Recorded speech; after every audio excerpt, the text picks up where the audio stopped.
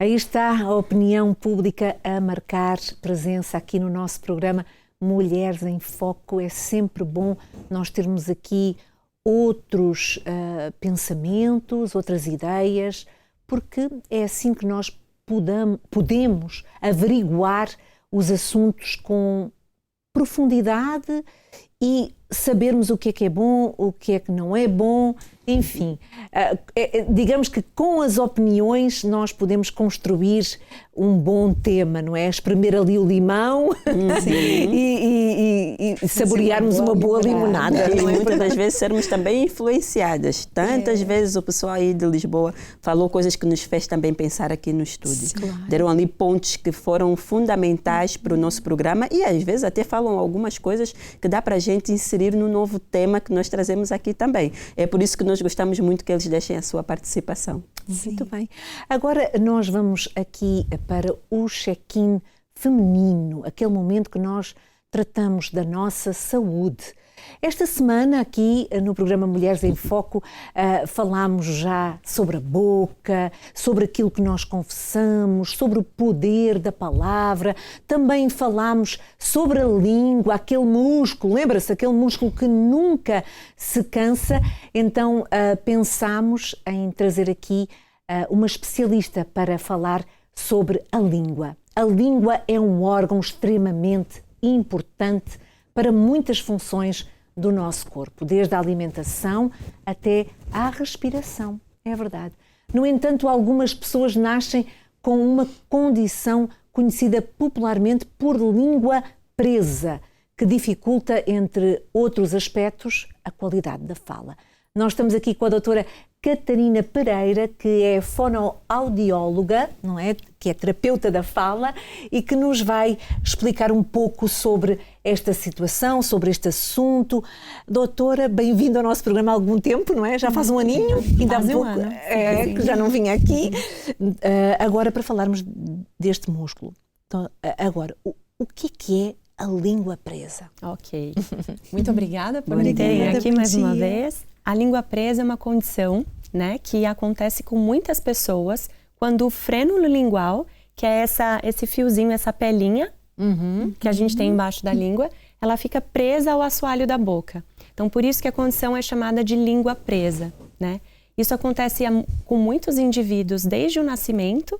Então, muitos bebezinhos já na maternidade têm essa dificuldade de fazer a sucção do leite materno, então pode acarretar vários outros problemas de amamentação, posteriormente na fala. Então, é uma questão que a gente precisa olhar, né, que não está só, nem tudo é língua presa, mas tem uma dificuldade aí anatômica mesmo na mobilidade e na força da língua. Essa pelinha, ela fica presa lá no assoalho da boca, dificultando esse movimento da pontinha da língua lá em cima. Uma característica muito simples é, quem tem a língua presa, muito provavelmente não consegue fazer o som do R, que é o R vibrante. Então, ao invés de falar areia, vai dizer agueia ou aeia. Eu conheço pessoas assim. Muitas pessoas, né, muitos atores, atrizes, até jornalistas que não fizeram, né, a cirurgia do corte do frênulo, eles têm essa dificuldade. E assim sendo, é mesmo impossível a pessoa conseguir expressar certas palavras. Sim. E estamos a falar, a senhora falou, doutora, que até jornalistas, atores têm essa dificuldade em falar. Mas por que isso? Foi porque não foi detectado desde criança? Exato. Infelizmente, né, pelo menos no Brasil hoje em dia a gente tem o teste da linguinha, que é um teste que já foi aprovado e que é feito em todo bebê nascido no Brasil. Ele precisa ser avaliado por um profissional fonoaudiólogo que vê sobre essa questão se o frênulo está encurtado ou não. Uma vez que o frênulo está encurtado, se faz um que a gente chama de piquezinho, né? Corta ali essa pelinha e daí a melhora já é imediata na amamentação. Nos adultos, né, conforme a vida vai passando, às vezes a pessoa vai achando, e muitas pessoas, né, sofrem preconceito porque ela não sabe falar. Sim. Quando é, na verdade, uma dificuldade. É como se eu pedisse para você correr uma maratona com uma perna quebrada. É óbvio que não dá para fazer essa associação tão grande, mas é impossível pedir para uma pessoa que não tem o frênulo de língua com uma força adequada fazer o movimento de vibração. Né? Agora, como ajudar, não é? A pessoa descobre, não é? Quer dizer, descobre logo desde cedo, mas quando ela desenvolve-se, não é, no trabalho, na escola, e ela percebe essa grande dificuldade para falar. Como é que ela consegue realmente dar ali a volta? Ela consegue mesmo ser tratada, doutora? Consegue. No caso da língua presa, o protocolo principal a pessoa precisa fazer esse pique, né, liberar essa areazinha que está aí presa, mesmo ao assoalho da boca, e depois com um tratamento fonoaudiológico... Tem que fazer uma operação, então. Tem que fazer. Na verdade, nem chama de operação. É tipo um cortezinho. É um cortezinho que se faz. Pode ser o dentista, aqui em Portugal, quem faz são os médicos também, otorrinolaringologistas. Não, é uma dorzinha local. Eu costumo dizer, é como se fosse a dor de quando a gente fura a orelha. Uma dor que pega na hora, mas depois passa. Sim. E aí, depois disso, a gente faz alguns períodos de terapia da fala para ajustar um padrão de fala, né? Imagina um adulto que falou a gaga a vida inteira, que está usando o dorso da língua. Para ele usar a pontinha da língua para falar arara, é necessário ajustar um pouquinho. E uma curiosidade que eu quis trazer hoje no programa. A gente fala da língua presa, mas tem também a língua solta. Vocês conhecem a língua solta? Não. Conhecemos num outro termo, não é da palavra. Olha, dá um tema, tá? Não, já dá um outro tema. A língua solta não precisa de cirurgia e é uma outra condição em que a língua fica interposta entre os dentes. Então, essa condição da língua entreposta entre os dentes, vocês com certeza conhecem. É aquela pessoa que ao invés de falar salsicha, fala salsicha. Salsicha. Isso. Então, não tem a ver com o freno da língua. É o cebolinha, não é? O cebolinha é o que fala lala, ao invés de arara. Mas também tem um probleminha aí, Também não é? tem um problema, exatamente. Né, que precisa ser corrigido com a terapia. Então, a língua solta, ela muitas vezes vem por conta de uma flacidez da língua. E é facilmente corrigido também com terapia. Então, com alguns exercícios de força, mobilidade da língua, a língua volta na posição ideal e deixa de ficar solta mesmo entre os dentes. E quais são os exercícios, doutora? Já vou passar aqui uns que Eu já todo mundo pode fazer em casa. Saber, não é? Claro, claro. Sim. O ideal para a mobilidade da língua é a gente fazer o movimento que eu chamo de roda gigante. Então, com a boca fechada, a gente vai fazer isso aqui. Tá? Para a língua presa especificamente, no pós-operatório, tá? É interessante a gente manter essa mobilidade acontecendo. Então, eu costumo brincar que o exercício bom é o da vassourinha da língua. Imagina que aqui é o céu da boca e a nossa língua vai fazer isso aqui. Então, a gente abre a boca. Já estou a fazer aqui. Ninguém está a ver. E faz esse movimento aqui, tá? Outro exercício que é bem interessante é colocar a língua para fora e para dentro, mas bem exageradamente. Então, a gente pode colocar nosso indicador aqui, encosta e volta. Encosta e volta. Esse é um excelente exercício. E para quem tem a língua solta, que tem a língua que fica entre os dentes, é treinar principalmente o som do S, para fazer o sa e o chá. E aí o que eu costumo dizer é, imagina que o nosso dente é uma trave ou uma cerca, e a gente precisa estar com a língua sempre atrás, não passando na frente. Muito bem. Isso é dominar a língua. Não? Dominar a nossa língua. E nós precisamos de dominá-la em todos os sentidos. No literal e no figurado, com certeza. Porque ela tem um poder de influência tremendo. Grande. Doutora, nós agradecemos muito a sua participação. Doutora Karina Pereira aqui no programa Mulheres em Foco, bem-aja. E vamos então fazer aí esses exercícios importantes. Vamos fazer. Para podermos articular bem e termos aqui sempre o que falar. Boas influências, Boas influências, exatamente. Muito obrigada então, mais uma vez. Agora nós vamos acompanhar um pequeno trecho da Dona Esther, que falou, uma mensagem que ela falou no passado sábado, lembra-se? Da reunião do Godly Youth, autoajuda, aquela reunião exclusiva para mulheres. Vamos lá acompanhar.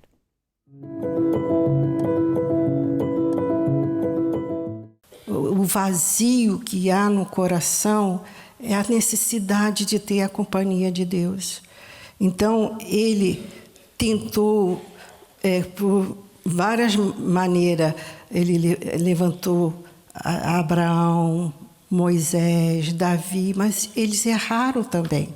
Então, ele enviou o único que não tinha pecado, que não errou, que era o seu filho, para nos dar esse direito. Ele comprou a vida de morte e de pecado e morte, ele comprou para que nós não sofrêssemos a morte eterna. Então, ele comprou com o sangue dele e nos dá essa vida com Deus novamente. Traz-nos de volta à comunhão, ao convívio com Deus. Mas as pessoas não querem. Infelizmente, o mundo não quer. São poucas as pessoas que pensam: ah, Deus existe, ah, Deus está vendo. Então, fica difícil, né, andar nesse mundo como nós vivemos, num mundo vil, cheio de violência, cheio de maldade, cheio de injustiças, se não tiver com Deus. São orientações que ficam para a vida toda.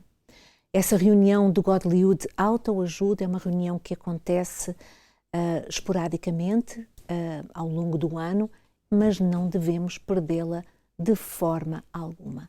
Nós agora vamos acompanhar uma pequena reflexão, mas entretanto só gostaria aqui de falar com vocês um pouquinho sobre, não é, esta questão das influências. Nós sabemos que hoje em dia a moda, os próprios influencers no YouTube, nas redes sociais, são de facto, digamos, motores que despoletam ainda mais nas pessoas interesses por coisas que às vezes elas nem sequer estavam a pensar, e isso só fomenta dentro delas ansiedade, angústia, tristeza. Eu estou a falar isto porque nós sabemos, nós conhecemos pessoas que estão completamente presas à opinião de pessoas que são influenciadoras. Principalmente na área, Luísa, do consumo, quando tu falaste sobre a pessoa ela se sente mal, porque muitos influenciadores fazem publicidades de produtos. Produtos esses que muitas das vezes têm um valor um pouco excessivo. E aquela pessoa que se deixa influenciar, seja qual for o produto, por exemplo, nós as mulheres é muito o batom, aquele verniz, aquela roupa que agora está na moda, aquela cinta modeladora. E às vezes você que acompanha esse influenciador não tem condições de comprar aquele produto. E isso faz ela se sentir frustrada. Isso faz ela achar que não vai ter condições. E muitas mulheres às vezes se colocam em dívidas. Até podemos aqui abrir já uma bolsa blindada também, mesmo sem estar aqui o Dr. César, mas ela se endivida porque quer ter aquele produto. Que se ela não tiver, ela acaba por se sentir mal. Como assim? Está na moda agora eu usar essa cinta modeladora. Está na moda esse batom que não sai, que dura 24 horas. E às vezes o produto que está a ser ali dado é um produto que ela não tem condições de comprar. Então, se ela não consegue se endividar, ela se sente frustrada porque não consegue comprar aquilo.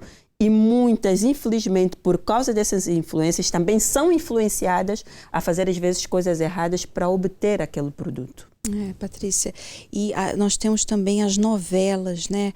É tanta influência que uma novela faz na vida de uma mulher, que mulheres acabam por ter até comportamentos como aquela personagem. Quer dizer, muda-se um pouco do real para aquilo que não é real. A novela, ela não é real. E hoje em dia, graças a Deus, nós temos as novelas, né? Bíblicas. Gênesis, as novelas bíblicas, que nos trazem boas influências, que nos trazem a fé. Mas há programações e novelas e conteúdos na internet que vão nos influenciar, vão influenciar o nosso comportamento a agir de forma errada, muitas das vezes até com o nosso marido, até dentro de casa, com os filhos. A pessoa vai querer agir como aquela atriz está agindo lá na novela. Isso não pode acontecer. E as músicas também, né, que está super na moda. E as novelas fazem uso dessas músicas quando mostram certas imagens, certas cenas que elas fazem. E às vezes está muito na moda essa coisa da sofrência, né? E eu já ouvi dizer até mesmo que existe a sofrência gospel. E as pessoas têm que ter muita atenção a isso, porque a palavra de Deus não traz sofrimento. Não nos faz sentir aquela nostalgia de tristeza. Mas é uma música gospel. Não. Nós temos que ter muito cuidado também acerca disso. O tipo de letra que a música traz, o que é que aquilo vai nos fazer, porque uma música que vem baseada na palavra de Deus, ela serve para nos levantar e não para trazer um sofrimento. E às vezes as mulheres, principalmente, têm muito essa mania. Eu estou a rir porque eu lembrei de situações minhas que eu já vivi na vida sentimental, que se eu tivesse a passar por alguma situação com alguém, com algum rapaz que eu gostava na escola, eu ouvia uma certa música romântica para viver aquele momento e eu ficava só a pensar naquele rapaz. Principalmente as adolescentes têm muito essa inclinação. Então nós temos que ter muito cuidado, porque às vezes essas músicas nos fazem sonhar com coisas que na realidade não existem, que você nunca vai viver. A gente tem que viver o que é real, aquilo que existe realmente. Então, até a música, independentemente de dizerem que é evangélica, que é gospel, que é isso, que é aquilo, até nelas nós também temos que ter muito cuidado, porque elas também influenciam as palavras, as letras dessa música. Temos que ter muita atenção. Vamos combinar, nós temos que ser mulheres de alto padrão. O que é ser uma mulher de alto padrão? Eu penso naquilo que eu estou ouvindo, eu penso naquilo que eu vou ver, porque aí o meu padrão ele vai estar lá em cima. Quando eu vou ver qualquer coisa, quando eu vou ouvir qualquer coisa, qualquer música, eu deixo entrar na minha cabeça, na minha casa, tudo. Então, o meu padrão, ele desce. Isso nós temos que ter atenção, né, Luísa? Ser criteriosos nas nossas escolhas. Nós vamos agora acompanhar uma pequena reflexão da senhora Núbia Siqueira, que fala sobre a influência dos likes e dislikes nas redes sociais.